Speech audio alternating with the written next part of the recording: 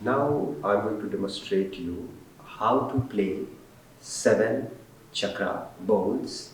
This is a demo that how you can apply the playing bowls when you have someone for the D7 chakra bowl session.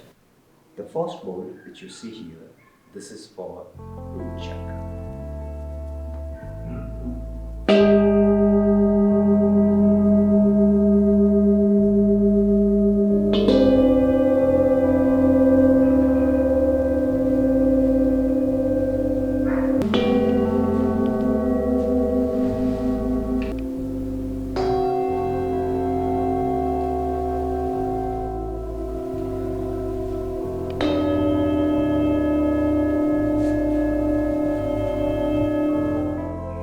If you are interested to learn how to play sound bowls, we are here to give you guidance on the playing singing bowls.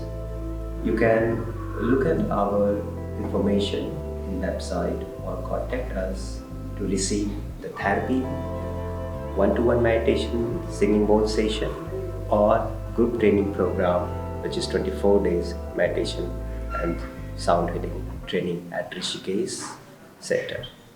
Namaste.